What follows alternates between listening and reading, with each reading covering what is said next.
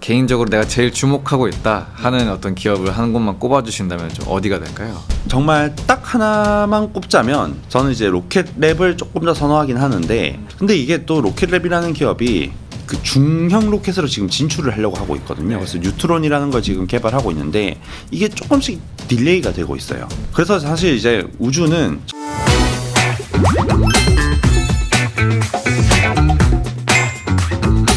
지금까지는 이 산업 전반에 대한 이야기를 중점적으로 나눴다면은 이제 좀 더 구체적인 기업들에 대한 이야기도 여쭤보고 싶은데요.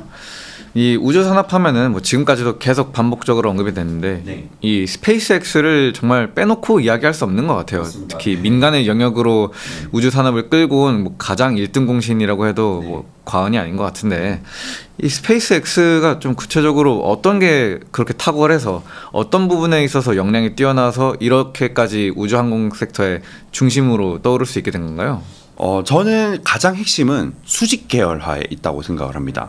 수직 계열화라는 게 되게 중요한데, 이제 기업들이 비즈니스를 할 때 뭐 전방 산업과 후방 산업이 있잖아요. 뭐 예를 들면 뭐 원자재에서부터 뭐 생산 단계, 그리고 이제 뭐 그걸 또 업스트림, 다운스트림 이렇게도 표현을 하는데, 이거를 다 장악하게 되면은 특히 지금처럼 이렇게 금리가 높고 인플레이션 우려가 제기되는 시기에는 비용을 절감하는 게 핵심이 될 수가 있거든요.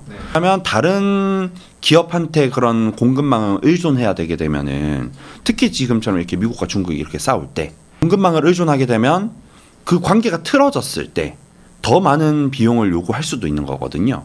그래서 이제 지금처럼 이렇게 공급망 혼란의 시기 또는 인플레이션 시대, 이런 시기에는 수직 계열화라는 비즈니스 형태가 되게 주목을 받게 됩니다. 그런데 이제 이 스페이스X가 그 수직 계열화를 거의 완성을 해나가고 있는 기업이거든요. 그래서 2000년대에는 스페이스X가 2002년에 설립이 됐는데, 로켓 발사, 이제 우주 산업에서의 업스트림 영역이라고 보시면 됩니다. 발사를 해야지 그다음부터 뭘 할 수가 있는 거잖아요. 그래서 이제 일단은 발사부터 시도를 하다가 2008년에 로켓 발사를 성공을 시켰고요. 그래서 2010년대에는 로켓 발사가 주된 비즈니스였습니다. 이제 대신 인공위성을 올려주고 이런 것들이었거든요. 그러다가 2019년에 스타링크라고 하는 위성통신 사업부를 출범을 시키죠. 그래서 이제는 다운스트림 영역으로 진출을 하고 있습니다. 근데 이것도 이제 수직 계열화가 되지 않은 기업으로 얘기를 해본다면은, 위성통신만 하는 기업들은 결국 스페이스X한테 발사를 해달라고 부탁을 해야 되거든요. 발사체를 다 의존해야 되는. 맞습니다. 네, 그게 이제 뭐 수요가 많지 않을 때는 뭐 내일 바로 할 수도 있겠지만, 지금은 그 수요가 급증하고 있는 중이거든요.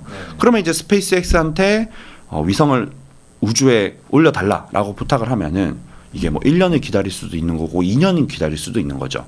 그런데 스페이스X는 자기네 위성 올리고 싶으면은 뭐 그냥 순서 제끼고 그냥 해버리면 되는 거잖아요.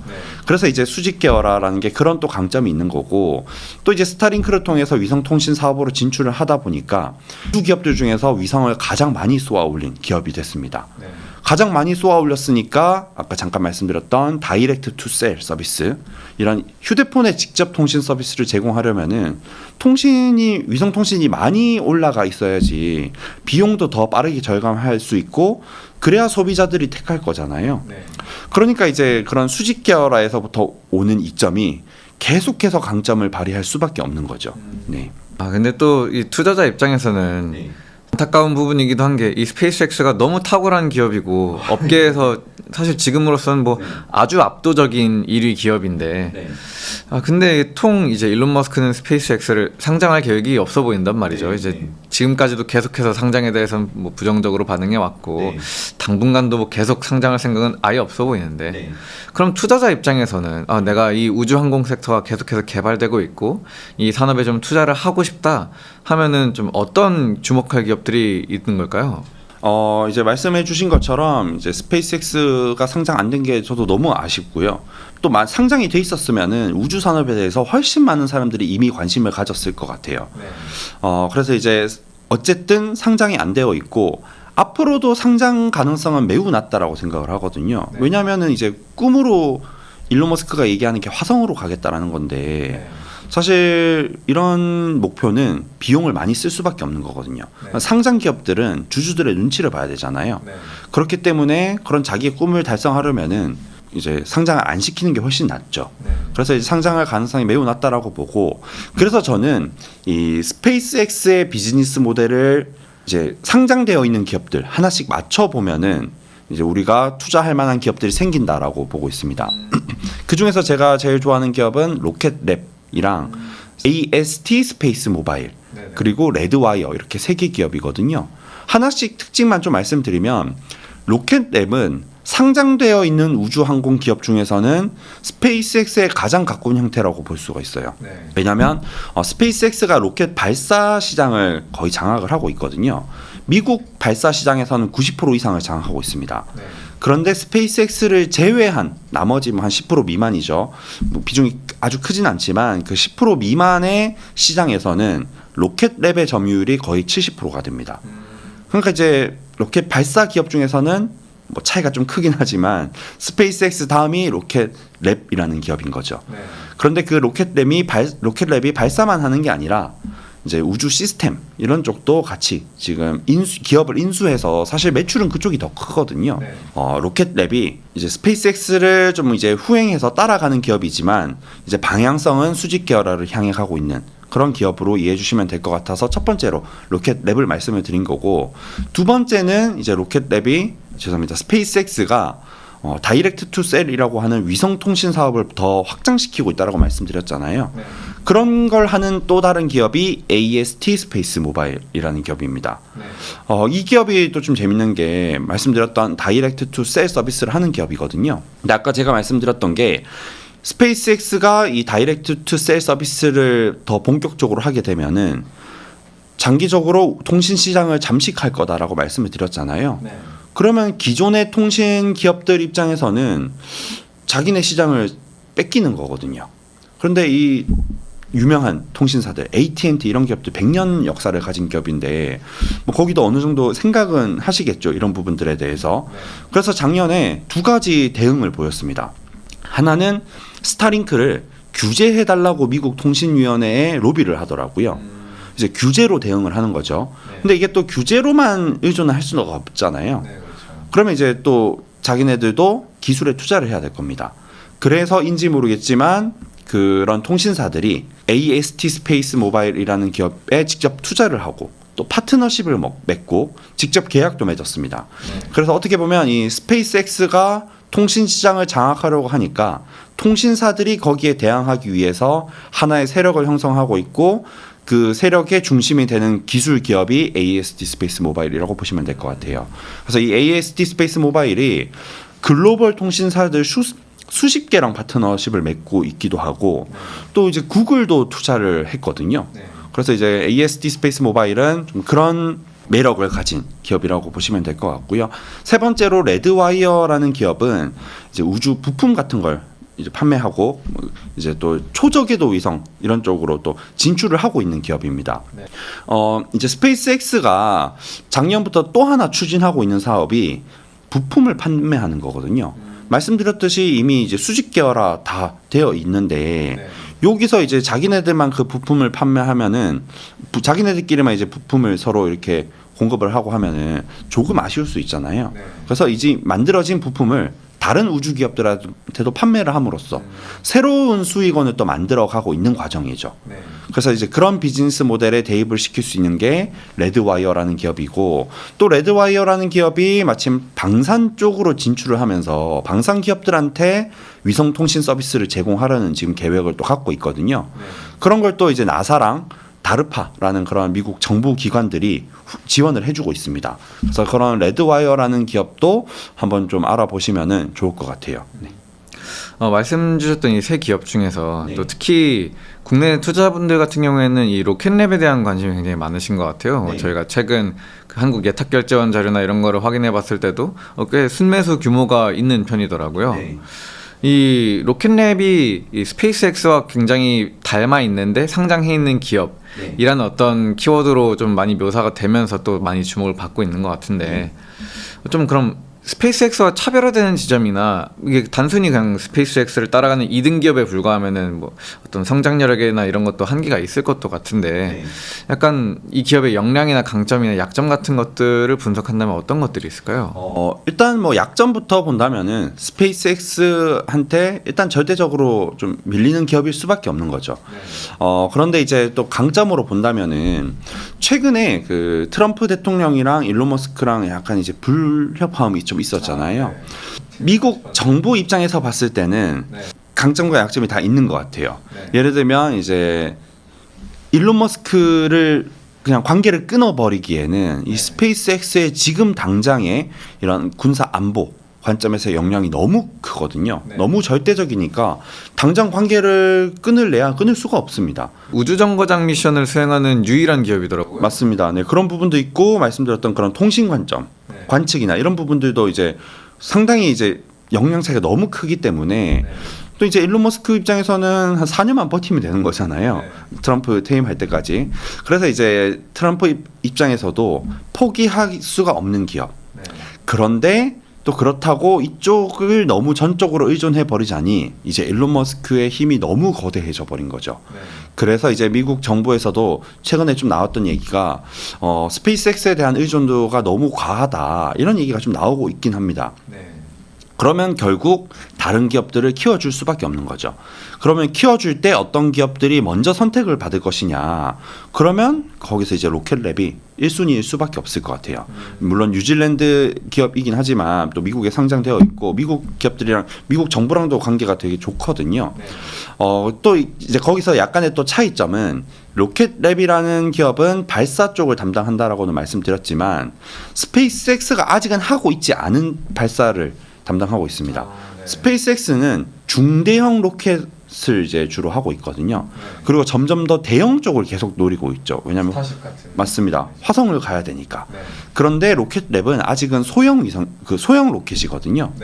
이 소형 로켓과 중형 로켓의 약간의 차이점은 위성을 쏘아 올리고 싶은 기업들이 꼭 빅테크만 있는 게 아니잖아요. 빅테크들은 위성을 몇십 개, 뭐 한 번에 몇백 개도 쏘아 올리려고 할 테고, 그러면 스페이스X의 그런 대형 로켓을 통해서 쏘아 올리는 게 이제 비용적으로도 훨씬 좀 저렴할 겁니다. 그런데 빅테크 말고 좀 작은 기업들도 우리도 뭐 위성을 한두 개씩 올리고 싶을 수 있잖아요. 그런데 그런 기업들은 스페이스X를 통해서 하면은 스페이스X는 한 번에 몇십 개 위성을 올려주거든요. 거기서 한두 개 끼워서 이제 올려지게 되는 거죠. 그래서 본인들이 정확하게 원하는 궤도로 가지 않을 수도 있는 거고 또 오히려 그 기업들 입장에서는 비용이 비싸게 될 수도 있는 겁니다. 그래서 이제 로켓랩이라는 소형 로켓을 발사하는 기업한테 부탁을 하게 되면은 정말 몇 개의 위성만 올리는 거니까 본인들이 직접 원하는 궤도로 오히려 상대적으로는 이제 상대적으로 좀 저렴한 비용으로 쏘아 올릴 수 있게 되는 거죠. 그래서 또 그런 나름의 강점이 있기 때문에 뭐 이제 수주도 잘 받고 있고 그래서 이제 이익도 계속 성장하고 있는 그런 단계로 이해해 주시면 될 것 같습니다. 또 그 아까 두 번째로 언급 주셨던 이 AST 스페이스 모바일 관련해서 좀 여쭤보고 싶은데 이 기업 같은 경우에는 이제 역시 위성통신 분야에서 좀 주목할 만한 기업이라고 말씀 주셨는데 아마존 카이퍼나 막 이런 또 위성통신 분야에 뛰어들고 있는 다른 기업들도 있잖아요. 그런 기업들과 비교했을 때 이 AST 같은 경우에는 어떤 강점들이 있는 걸까요? 점점 이제 스페이스X 외에 다른 기업들도 투자를 해나가고 있는 중이죠. 그래서 이제 제프 베조스도 투자를 굉장히 열심히 하고 있고 한데 또 직접적으로 그렇게 발사 시장부터 진출하고 있지 않은 기업들, 예를 들면 구글 같은 기업이 있습니다. 그래서 아까 제가 잠깐 언급드렸던 게 구글이 AST 스페이스 모바일에 직접 투자를 했다라고 말씀을 드렸잖아요. 그게 좀 상징적이라고 생각을 하거든요. 그래서 일론 머스크랑 제프 베조스는 이 우주 산업에 대해서 관심을 가지면서 직접 그 사업을 하면서 수직 계열화를 꿈꾸고 있죠. 사실 이게 또 어떻게 보면 가장 이상적인 형태일 수는 있는데 모든 기업이 또 그걸 다 하긴 어렵잖아요. 그래서 이제 구글 같은 기업이 저는 구글이 되게 상징적으로 보는데 구글이 웨이모라고 하는 자율주행차 사업을 또 하고 있습니다. 근데 아까 잠깐 말씀드렸던 그런 다이렉트 투 셀 서비스가 장기적으로는 자율주행차에도 적용될 수 있다라고 말씀을 드렸잖아요. 근데 이제 구글 입장에서 만약에 그런 우주 기술에 투자가 전혀 안 되어 있다면은 일론 머스크 스페이스X한테 의존을 해야 될 수밖에 없거든요. 네. 그런데 일론 머스크는 스페이스X만 운영하는 사업가가 아니죠. 테슬라도 하고 있고 테슬라는 이제 자율주행차 또 하나의 구글의 경쟁자로 빠르게 성장을 해나갈 겁니다. 네. 그러면 이제 구글 입장에서는 어떻게 보면 경쟁자한테 의존을 할 수밖에 없는 거거든요. 이거는 그러면 자율주행차 사업에서 무조건 패배할 수밖에 없다라고 저는 생각을 합니다. 그러니까 이제 구글이 그런 쪽에 AST 스페이스 모바일이라는 어떻게 보면 스타링크의 경쟁자가 될 수 있는 기업에 직접 투자를 하고 또 지원을 해주고 있는 게 아닐까 저는 또 그렇게 생각을 합니다. 그래서 통신 기업들이 투자하는 이유에 더해서 구글이 투자하는 이유가 무엇일까도 한번 생각해 보시면은 이 AST 스페이스 모바일의 장기적인 가치가 조금 더 명확해질 것 같아요. 마지막으로 그 레드와이어에 대해서도 이제 간략히 여쭤보면은 주로 부품에 주력을 하고 있는 기업이라고 말씀 주셨는데 그렇게만 들으면은 정확히 이 기업의 어떤 뭐 경제적 혜자가 있는 것인지 뭐 어떤 강점들이 있는지 명확하게 다가오진 않는 것 같아요. 조금 더 자세히 설명해 주실 수 있을까요? 사실 부품이라고 제가 짧게 말씀드렸지만 구체적으로는 3D 프린팅을 하는 기업입니다. 그래서 2010년대에 이 우주에서 3D 프린팅을 하는 거의 최초의 기업으로 이제 그런 연구를 성공시켰거든요. 미국 정부의 지원을 받아가지고 그렇게 한 거고요. 이 우주라는 분야 공간이 우리가 뭐 예를 들면 이제 스페이스X가 스타쉽이라는 거대 로켓을 만들려고 하고 있는 거잖아요. 뭔가 운송해서 가기에는 물자를 하나하나 다 운송해서 가기에는 옮기는 것 자체가 또 하나의 일입니다. 그러니까 어떤 물자가 필요하다라고 하면 그걸 다 운송해서 가는 거는 한계가 있을 거고요. 결국 거기서 직접 만들어야 되는 거죠. 그래서 이런 3D 프린팅이라는 기술이 또 당장은 수익화에 엄청나게 크게 도움은 좀 덜 될 수도 있지만 장기적으로는 또 아주 중요한 그런 기술이라고 보시면 될 것 같고 그걸 가장 먼저 성공시킨 기업이라는 특징이 하나가 있고요. 두 번째는 우주에 갔을 때 별 같은 거를 좀 추적할 필요도 있고 그다음에 이제 태양광이 있잖아요. 태양이랑 가까워지니까 그런 태양광을 이제 감지하는 그런 태양 센서 이런 부품 또는 기술들이나 아니면은 이제 뭐 우주 내에서 뭐 카메라 같은 또 촬영하고 이런 것들이 되게 중요하잖아요. 그런 카메라 같은 부품들 이런 것들을 또 직접적으로 지금 생산을 하면서 사실 그쪽이 주요 수익원으로 이제 반영이 되고 있고 그리고 장기적으로는 말씀드렸던 초저궤도 위성 통신 사업 특히 방산 기업들의 그런 위성 통신 서비스를 제공해 주는 분야로 진출해 가는 중이고 그 진출의 과정에서 미국 정부 기관들 나사나 다르파의 후원을 받고 있는 중입니다. 그래서 이렇게 대략 한 3가지 정도로 나눠서 레드와이어라는 기업을 이해해 보시면 될 것 같아요. 네. 혹시 그러면 마지막으로 이제 연구원님께서 보시기에 좀 개인적으로 내가 제일 주목하고 있다 하는 어떤 기업을 한 곳만 꼽아주신다면 좀 어디가 될까요? 정말 딱 하나만 꼽자면 저는 이제 로켓랩을 조금 더 선호하긴 하는데 근데 이게 또 로켓랩이라는 기업이 그 중형 로켓으로 지금 진출을 하려고 하고 있거든요. 그래서 뉴트론이라는 걸 지금 개발하고 있는데 이게 조금씩 딜레이가 되고 있어요. 그래서 사실 이제 우주는 저는 딱 하나만 꼽아달라고 말씀해 주셔서 로켓랩을 말씀드렸지만 2개를 꼽는다면 이제 AST 스페이스 모바일을 더할 거고 3개를 더할 거면 3개를 꼽는다면 또 거기에 레드와이어를 이제 꼽을 거고요. 그래서 약간 순서대로 좀 그렇게 선호하는데 이게 약간 이제 그 VC 투자 입장에서 개인 투자자들도 이 벤처 캐피탈 이제 VC라고 하죠. VC 투자가 입장에서 한번 생각해 보시면 그게 더 좋을 것 같습니다. 이 VC 투자자들이 어떤 기업에 뭐 언제 투자해가지고 몇백 배, 몇천 배 수익을 냈다 이런 얘기들을 하잖아요.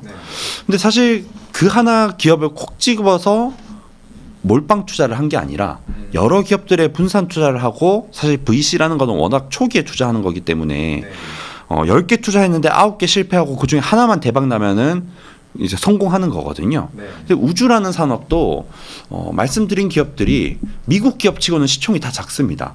그리고 아직 시작 단계라고 저는 생각을 하고요. 그래서 정말 그냥 10년, 20년 저도 계속 볼 예정인데 10년, 20년을 본다면은 그 한 기업에 그냥 몰빵 투자하는 것보다는 말씀드렸던 뭐 기업들에 이렇게 조금 분산해 두고 보시는 게 더 좋을 수 있을 것 같아요. 그래서 정말 지금 최근에 단기적으로만 보더라도 저는 이제 로켓랩을 제일 선호한다라고 말씀드렸지만 가장 최근에는 레드와이어가 주가가 제일 많이 오르고 있거든요. 오늘 촬영일이 오늘이 6월 12일인데 촬영 오기 전날 바로 11일에도 로켓랩은 0.몇 프로 오르고 레드와이어가 한 10% 올랐어요. 그래서 이런 또 너무 하나의 기업에만 몰빵하면은 포모가 올 수가 있죠. 네, 그래서 이제 한 두세 개 정도의 기업으로는 좀 분산해서 좀 길게 가져가 보시면 어떨까 그렇게 생각합니다. 머니네버슬립 뉴스레터와 네이버 프리미엄 콘텐츠 지금 바로 구독해보세요. 지금 당장